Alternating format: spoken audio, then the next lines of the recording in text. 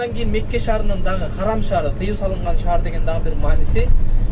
Меккеге келетканда байкасаңыздар керек. Меккеге 4 километр, 5 километр жакын калганда чоң кызыл жазууларды байкайсыздар. Мамну духул гайрил муслимин. Тарикыл гайрил муслимин. Мусулман эместер кирүүгө мүмкүн эмес. Мусулман эместер бурула турган жолдор деп ишаралар көрсөтүлүп турат. Ал дегенде мааниси Аллах Таала Кур'ан-ы Каримде Аллах Тааланын аят белгилерин жалганга чыгаргандар, Аллах Тааланын берген нематтарына күфүр болгон адамдар, ыймансыздар төө иненин көзүнөн өтмөйүнчө бейишке кирбейт деген аят бар. Ла ядхулу жанна хатта ялжил мин фаммил хият деп келет. Иненин көзүнөн өтмөйүнчө кирбейт деген да. Төө иненин көзүнөн өтмөйүнчө деген.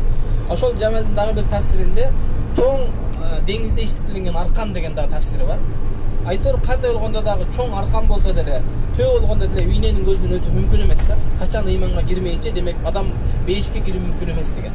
Ошол сыяктуу эле Аллах Таала жер бетинде дагы ыймансыздар кирүүгө мүмкүн эмес деп тыюу салып турган шаар.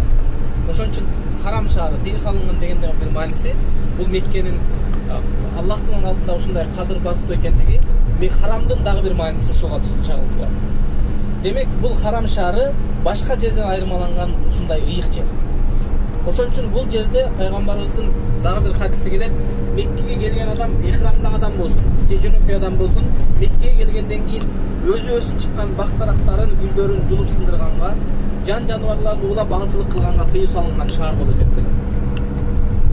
Андан кийин дагы бир өзгөчөлүгү бул харамдын. Башка жерден өзгөчөлүгү нуката деп коет. Адам арзыбаган бир демкеси түшүп калса, кайра адам артынан кайрылып келип издебей турган арзыбаган бир демке түшүп калса, ошол нерсени дагы алуу харам деп тыюу салынган шаар.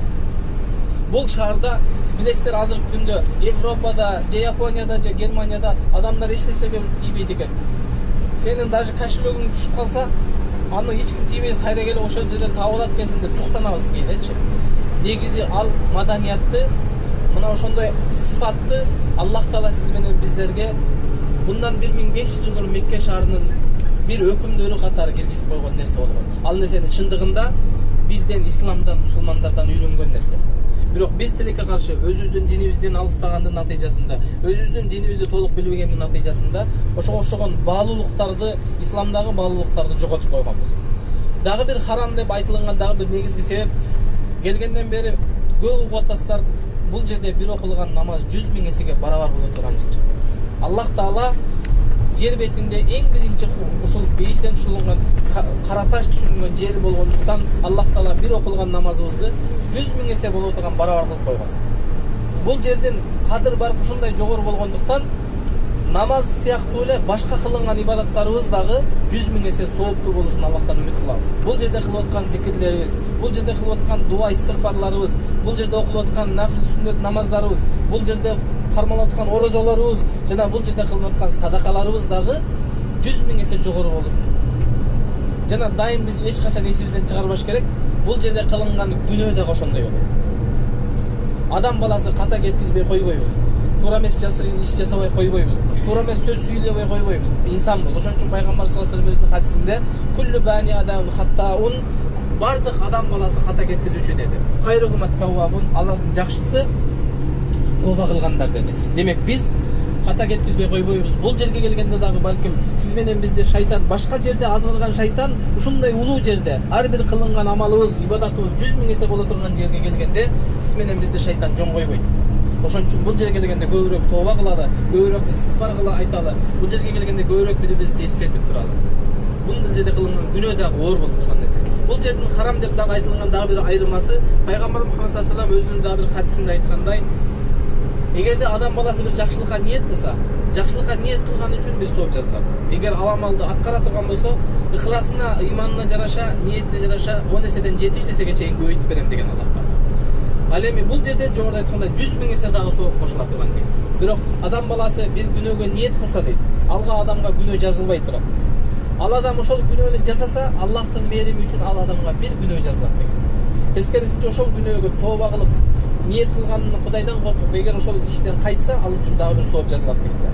Демек, адам баласы жамандыкка ниет кылса, күнөө жазылбай турат. Бирок Мекке шаарынын, харам шаарынын айырмасы бул жерде жаман ойгон ниетке дагы күнөө жазыла турган жер. Мына ушул нерсени эсибизден чыгарбашыбыз керек. Ошон үчүн Аллах Таала бул жерлердин ыйыктыгын Адам баласы толук дүнөдөн жуулуп, артылып кайта турган жер, күнөөлөрүбүздү Аллах Таала толук кечире турган жерде өзүбүздүн ички дүйнөбүздү ушунчалык тазартып, жада калса жаман ойлорду, жаман нерселерди ойлонуудан дагы арылып кайта турган жер. Ошого аракет кыла турган жер. Ошон үчүн бул жерде жаман ойго дагы күнөө жазыла турган жер. Аллах Таала ошон үчүн Кур'ан-ы Каримде "Ва ман юриди фихи би илхадин зулмин нузикху мин азабин алим" деген.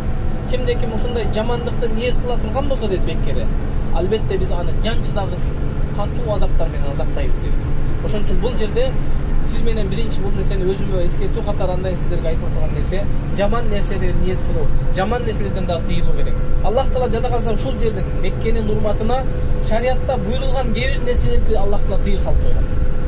Билесиздер, касас деген нерсе бар, худут деген нерсе бар. Мисалы, адам мында атайла өлтүргөндөн өч алуу, урлук кылгандын колун кесүү деген мисалы шариаттагы өкүмдөрдү Меккенин урматына Аллах Таала тыйыл салып койгон. Ошол өкүмдөр жүргүзүлбөйт Меккеде. Меккенин сыртына барып аткарылат. Ошондой эгер кылмыш жасалган болсо, Меккенин сыртына чыгып жасалат. Бул жердин урматына. Эми караңыздар, Аллах Таала өзү исламда буйрулган кээ бир өкүмдөргө тыйыл салып койгон ушул жерде урматына ошондой ыйык жерде жүргөн болсок, бул жерде кылынган күнөө кандай, Аллах Таала тыйыл салынган күнөө иштер кандай чоң экендиги, кандай катуу экендигин ар бирибиз ойлонуп сезе турган нерсе. Азыр мына сиздер менен биз келип жакындап калдык. Арафатка келатабыз. Билесиздер, Арафат дайым эле угасыздар, дайым Арафат тоосу деген сөз эл аралап жүргөн сөз бар. Тоо деп айтылат. Бирок чындыгында азыр өзүңүздөр өз көзүңүздөр менен көрөсүздөр, Арафат бул тоо эмес. Арафат бул чоң бир өрөөн. Чоң бир колоттун ичи болуп эсептелет. Ал эми ошол өрөөнүн ичинде Рахма, мээрим тоосу бар. Ошол мээрим тоосун Арафат тоосу деген адамдар айтып отуруп, Арафат тоосу деген сөз адамдар эл арасында таркап калган. Чындыгында Арафат бул өрөөн. Ал эми мына сиздер менен биз азыр мына Меккенин жана айттык го, Аллах Таала Жебрейил периште аркылуу Ибрахим алейхисаламга ар бир Меккенин территориясын көрсөтүп берген. Кайсыл жерден кайсыл жерге чейин харамдын өкүмүнө кирет. Кайсыл жерден кайсыл жерге чейин чектелген, бул жерге дажал кире албайт деген чеги бар. Азыр мына мына тоонун бүтө беришинде карасаңыздар, Меккенин бүтө беришине азыркы күндө өкмөт 3000ден ашык Мекке шаарын тегеретип белги коюп чыккан. Ошол белгилердин бирөөнү азыр өз көзүңүздөр менен көрөсүздөр. Биз азыр Меккенин ичинде турабыз. Жанагы тыйыл салынган нерселер ушул Мекке шаарынын ичинде. Жанагы улуу убада кылынган сооптор Меккенин ичинде болот. Биз бул жерден чыгуу менен кадимкиде жөнөкөй жерге чыккан айырмасы бар. Бул жердин кадыр баркын азыр биз көзүбүз менен көрө албайбыз. Бирок бул жердин кадыр баркы эртең ошол жана дажал чыккан убакытта пайгамбарыбыз айтат, Мекке менен Медина нур менен курчалып, периштелер коргоп турат деген. Мына ошондо бул жерлердин кадыр баркы көз менен көрүнө турган болот. Бирок азыркы күндө карап көрсөңүз эч кандай айырмасы жок сыяктуу. Ал эми бул жерде азыр сиздер көрүп турган бул Уммул Кура университети, Мекке шаарындагы чоң эл аралык университет. Бул Уммул Кура деген атка коюлгандыгынын дагы бир себеби, Аллах Таала Кур'ан-ы Каримде Меккенин 3 атын зикир кылган. Макка, Бакка, анан Уммул Кура деген 3 ат менен зикир кылынган. Ошол Меккенин бир атына коюлган университет. Бул университетте 15тен ашык факультет бар. Азыркы күндө 27.000 студент окуйт. 35тен ашык мамлекеттен келип балдар ушул жерде илим алышат. Бул жерде негизги сырттан келген студенттер үчүн шарият жана дават факультеттери көбүрөөк окушат. Себеби ошол сырттан келген студенттер негизи бул жерде илим алам, дин үйрөнөм деп келген үчүн дават факультети менен шарият факультетине кирип окуганга уруксат. Калган мисалы медицина факультети болобу же педагогика же башка бир факультеттерге чындыгында сырттан келген университеттер студенттер окушпайт. Ал эми сиздердин азыр мына оң жагыңызда сол жагыңыздарда кечирсиз, сол жагыңыздарда турган Арафат болуп эсептелет. Азыр жол менен айланып барабыз. Бул Арафаттын кыскача тарыхына токтоло турган болсок, Арафат араб тилинде Арафа дегенден алынган. Эмне үчүн Арафа деп айтылып калган десе, бул Арафа деген сөз бул таанып билүү деген максатта. Пайгамбарыбыз Мухаммад саллаллаху алейхи ва саллям Имам Ахмадтын Муснад хадис топтомдорунда бир хадисте пайгамбарыбыз айтат, Аллах Таала биринчи адам атаны жараткандан кийин сиз менен биз бардык адамзаттын рухун жараткан Аллах Таала. Адам атаны жараткандан кийин сиз менен биздин бардык рухту Аллах Таала адам атадан ар бирибиздин рухубузду жараткан. Ошол рухту жараткандан кийин Аллах Таала келишим алган. Ар бир рухтан келишим алган. Ошон үчүн сиздер биздин мурунку аксакалдар бул ошол азыркы неменин университеттин акыркы эшиги 4 эшиги бар. Бул акыркы ошол 4 эшигинин бирөөсү. Биз менен сиз менен бизден Аллах Таала келишим алган. Ошон үчүн биздин мурунку ата-бабаларыбыз качандан бери мусулмансың десе, ал-мусактан бери мусулманмын деп айткан дечүктү. Ал-мусак деген араб тилинде ал-мисак деген сөздөн алынган. Бул келишим деген, ант деген. Аллах Таала сиз менен бизди рухубузду жаратканда ар бирибиз Аллахтын алдында ант берген окуя болгон. Аллах Таала Куранда аласту бираббикум, мен силерди жараткан жаратуучуңар эмесминби деп Аллах Таала бизге суроо бергенде, ар бирибиз Аллахтын алдында калу бала, албетте сен биздин жалгыз жаратуучусуң деп ант бергенбиз. Ошол ант берген окуя ушул Арафатта болгон дейт. Ошон үчүн Аллах Таала менен ар бир адамзатынын руху өз Раббысын тааныган жер болгондуктан Арафат деп айтылып калган. Ошол себептен дагы сиз менен биз эмне үчүн ажылыкка ушул жака келебиз десек, ошол Аллах Таалага берген антыбызды мойнубузга алып, ошол нерсебизди тастыктап келген үчүн Аллах Таала кайрадан бейишке кайта турган улуу сооптор вада кылган. Пайгамбар Мухаммад саллаллаху алейхи ва саллям хадисинде "Фаман хаджа, кимде ким ажылык кылса, валам яфсук валам ярфуз", бузук кылып бирөө менен урушуп талашпаса, бузукулук кылбаса, шариаттагы исламдын шарттары, ажылыктын шарттарын бузбаса, яуду каямин валадатхум, жаңы менен төрөлгөн наристеде үйүнө кайтат деген. Ошондой улуу сооптуу бала кылган жер. Пайгамбар дагы бир башка хадисте "Ал-хаджул мабрур", кабыл болгон ажылыктын Аллах тарабынан бериле турган сыйлыгы, белеги бейиш деп вада кылынган улуу сооптур. Ошон үчүн бул жерге өзүбүз убагында ант берип кеткен жерге кайрадан келип Аллахтын алдында жалбарып, ошол антыбызды мойнубузга алып тургандыгы үчүн, кулдугубузду мойнубузга алып тургандыгы үчүн Аллах Таала кайра бейишке кайта турган улуу сооптор вада кылынган. Эми бул жерде Арафаттын дагы бир мааниси, Аллах Таала адам ата шайтандын азгырыгына азгырылып, адам ата менен абайыны шайтандын азгырыгына азгырылып, ушул жер бетине түшүрүлгөндө адам атаны азыркы Индия жарым аралына, абайыны ушул азыркы Саудия жарым аралына түшүрүлүп, узак жылдар бирин-бири табышып издешпей жүрүп, ушул жерге келгенде табышкан дейт. Ошон үчүн ушул жерге келгенде адам ата дагы кылган күнөөсүн мойнуна алып Аллах Таалага тооба кылганда, Аллахтын тообасы, Аллах Таала адам атасынын тообасын кабыл кылган жер дейт. Ошон үчүн азыр сиздер менен биздер бара турган тоо мээрим тоосу дейт. Аллахтын рахматы түшүп турган, Аллахтын мээрими төгүлгөн жер болгон. Ушул жерде Аллах Таала адам атанын тообасын кабыл кылган жер. Ошон үчүн адам атанын балдары ушул жерге келип, өзүбүз Аллах Таалага берген антыбызды жаңы тастыктап мойнуна алып тура турган жер. Ошон үчүн бул жерде пайгамбарыбыз "Ал-хаджу Арафа", ажылыктын эң биринчи рукуну ажылык мына ушул Арафаттан башталат деген. Ошон үчүн ажылыкка келген адам эң биринчи ажылыктын башталган биринчи рукуну ихрам, бул мейкаттан келатканда же болсо Меккеден чыгып атканда ихрам болсо биринчи шарты, биринчи рукуну, экинчи рукуну бул Арафатка туруу болуп эсептелет. Анан пайгамбарыбыз Арафаттын дагы өзүнүн чегин, территориясын көрсөтүп кеткен. Ошол территориянын ичинде турган адам ажылык болуп эсептелет. Канчалык алыс аралыктан келсе дагы, эгер Арафаттын сыртында калса, ажылык болбой калат деген пайгамбарыбыз. Ошон үчүн азыркы күндө өкмөт чоң белгилерди коюп койгон, көрөсүздөр азыр. Арафат өрөөнүн чоң белгилери менен куршалып турат. Ал эми мына сиздердин сол жагыңыздарда турган тоо пайгамбарыбыз саллаллаху алейхи ва саллям ажыга келгенде Зүлхижжа айынын ай эсеби боюнча 9 ай эсебинен Зүлхижжа айынын 9 күнү ушул муну сиздер көрүп турган тоонун аркасында колотко келип, түшкө чейин ушул жерде чатыр куруп, 100 миң деген сахаба менен ушул жерде туруп турган. Кийин түш болгондо, пешин убактысы киргенде, сиздердин азыр өзүңүздөрдүн оң жагыңыздарда турган мечит турат. Бул Намира мечит деп айтылат. Пайгамбарыбыз саллаллаху алейхи ва саллям ушул жерге келип, ажылыктын дагы бир өзгөчөлүк айырмалыгы, асыр намазы менен пешин намазына бир азан айтылгандан кийин, бир азан эки камат менен ушул жерде пайгамбарыбыз намаз окуган. 3 куполду көрүп турасыздар го? Ошол 3 куполдун ортоңкусу турган жер, ошол өкмөт атайын ошол жерге мечит куруп, ошол жерге куба курулган. Ошол жерде пайгамбарыбыз туруп намаз окугандан кийин хутбатул вада дейт. Үммөткө эң акыркы кайрылуу кутбасын ошол жерде жасаган. Эмне үчүн эң кайрылуу коштошуу кутбасы деп калды десе, пайгамбар саллаллаху алейхи ва саллям Меккеден кайткандан кийин 2 aydan keyin dünyeden ötken. Oşon üçin Peygamber Muhammed sallallahu aleyhi ve sellem ajılık wagtynda "Huzu anni manasikakum." Menden ajılık namalyn toluq öýrenip kalgyla, balkim sizler menen kийинки жылы görüşpey kalatdyrmyn dep aytyp atkanda. Allah Taala oşol Peygamberimizge habar bergende ele 2 aydan keyin Peygamber ajılyktan kaytyp bargandan keyin bul dünyeden Oşon üçin bul jerde biz Allah turgan sabak Peygamberimiz 100 000 degen sahaba dünyadagi oşol бүт бардык oşol Peygamberдин убагындагы иман келтирген адамдар Peygamberдин жанына келип 100 000 деген сахаба ажылык кылганда ошол жерде Peygamberimiздин эң акыркы үммөткө болгон коштошуу кутбасын ошол жерде кайрылуусун ошол жерде жасаган. Ошол жерде исламдагы көптөгөн өкүмдөр, ошол жердеги исламдагы аял затын, энелердин укугу жөнүндөгү, исламдагы паракордук, Allah Taala арам кылган нерселер көптөгөн өкүмдөр ушул жерде баяндалган.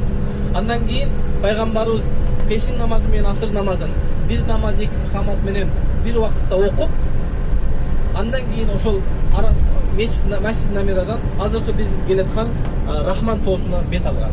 Пайгамбар саллаллаху алейхи ва саллям ажылыкты жасап атканда төө менен жасаган. Эмне үчүн десе ошол 100 000 деген сахаба Пайгамбарыбыздын ар бир кыймыл аракетин, Пайгамбарыбыздын ар бир айтып аткан сөзүн жакшылап угуп туруш үчүн Пайгамбарыбыз төө менен жасаган дейт. Ошон үчүн Пайгамбарыбыз төөсү менен бастырып келип, мына азыр биз мына келип калдык. Рахман тоосу. Ошол Жабал Рахма мына Аллахтын мээрим тоосуна келип калдык. Аллахтын ошол мээрими төгүлгөн тоо бул жерде ошол өкмөт ушул тоо экендигине белги кылыш үчүн азыр сиздер көрүп турган чоң ак белгини коюп койгон. Ал эми бирок өзүңүздөр азыр көрүп тургандай адамдардын бардыгы ошол жака чыгып алган. Жада калса мына алыстан көрүнүп турат. Аны өкмөт кийин жөн эле куруп койгон таш, аны ак кылып краскалап койгон адамдар ушунчалык аны сүрүп сыйпалап отуруп, кудук кара таш убагында бейиштен түшүрүлгөн нурлуу ак таш болгондо адамдар ошонун нурун кетирип койгондой, адамдар кармалап сүрүп отуруп ошол краскасын кетирип капкара кылып койгон да. Бул жерде дагы. Ошон үчүн негизи биз айттык, биздин Пайгамбарыбызга болгон эргешүү менен, Пайгамбарыбыздын аткаргандай аткаруу менен биздин ыйманыбыз толук болот. Пайгамбарыбыз аткаргандай, Пайгамбарыбыз кылгандай кылуу менен биздин ибадатыбыз кабыл болот. Ошон үчүн Аллах Таала ибадаттарды кабыл кылууда эки негизги шарт бар.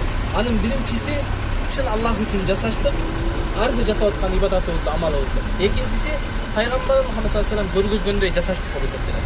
Ал эми Пайгамбар саллаллаху алейхи ва саллям ошол Арафат күнү азыркы Месцид Намирадан бул мээрим тоосуна келгенден кийин төөсүн бир жерге токтотуп, чоң бир таштын жанында күн батканга чейин дуа кылып турган, ибадат кылып турган дейт. Пайгамбарыбыз өзү ушул тоонун үстүнө чыккан эмес. Ошон үчүн сиз менен биз бул жерде ала турган сабак Аллах Тааланын ушул Арафат тоосуна келип ажыга келелектер, Аллахым мени дагы ушул исламдагы 5 фарыздын бири болгон ажылыкты насип кылгын деп Аллахка дуа кылып, бирок бул жердин дуасы азыркы күндө Арафатта күнү убада кылынган улуу сооптордой эмес, бирок кадимкиде жер сыяктуу. Балким бул жерде азыркы күндө кылынган дуа караганда Меккенин харамдын ичиндеги кылынган дуа, Кабанын алдында кылынган дуа жогорураак. Бирок бул жерге келүүбүздөн максат ошол биз эртең ажылык кыла электер болсок, ажылык кылууда кандай фарыздар аткарылат, кандай нерселер аткарылгандыгын өз көзүбүз менен көрүп, сабак алыш үчүн келгенбиз. Ошон үчүн сиздер азыр түшүп, бул жерде көрүп, ошол жерде өз көзүңүздөр менен көрүп, ушул жерден Аллах Тааладан сурап, бизге дагы ажылыкты насип кыл деп көрүп кете турган, ибрат ала турган нерсе. Бирок үстүнө чыгып, адамдар кылып атат, адамдар чыгып атат деп эл кылганды кылбаңыздар. Эскерте турган нерсе ошол. Assalamu alaikum урматтуу Тез Кабар каналынын көрүүчүлөрү, кадырман кыргызстандыктар, урматтуу мекендештер, кутмандуу күнүңүздөр менен. Тез Кабар каналы Ыйык Мекке шаарынан Арафат өрөөнүндөгү Рахман тоосунун боорунан сиздерге салам айтат. Бул сиздер көрүп турган кичинекей тоо Арафат өрөөнүндөгү Рахман тоосу деп айтылат.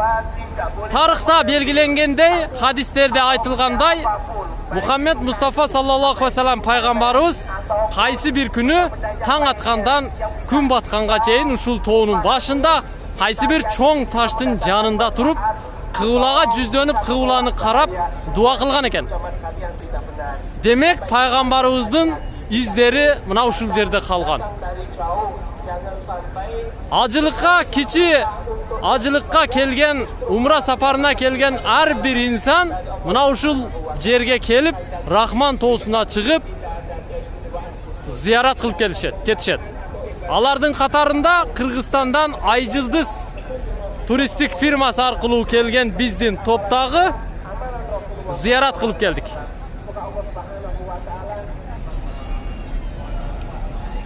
Acı başçımыздın aytuusuna karaganda bul jerde turup dua gana kılуу kerek. Keyir adamlar, aşkça fanatlar, tura emes düşünüp algandar, bul jerge çıkıp taşты öğüp, katu sıyınıp da alışat. Bul tura emes ekendigin acı başçı kayra bizge düşündürüp öttü. Demek buga biz tura düşünüşübüz kerek. Saparыбыз köp bolgonduguna baylanıştуу, бүгүnkү grafik boyunca köp жерlerге barышыбыз керек. Ал эми biz sizler көрүп турган Арafat өрөөнүндөгү Рахман тоосунун башына чыкпай эле, ылдыйдан эле бир карап, тополоңго аралашпай, тоонун боорунан кыбыланы карап жүздөнүп, дуа кылып, кайра артыбызга кайтып баратабыз. Ылайым sizler ушул жерге келишиңиздерди Кудайым өзү насип кылсын. Кичи ажылыкка келген болсоңуздар, же болбосо чоң ажылыкка, парз болгон чоң ажылыкты аткарууга келген учурда ушул жерди көргөн болсоңуздар, анда жакшы билесиздер. Ал эми чоң ажылыкка ниет кылып койсоңуздар, сөзсүз түрдө ажылыкка келе жаткан учурда ихрамга оронуп, биринчи кезекте ушул жерге Арafat өрөөнүнө келет экенсиздер. Бизге дагы, сиздерге дагы чоң парз болгон ажылыкты аткаруу милдети насип кылсын. Анда биз кайталы көрүшкөнчө кийинки чыгарылыштарда жолугушабыз. Тез кабарды көрүп туруңуздар.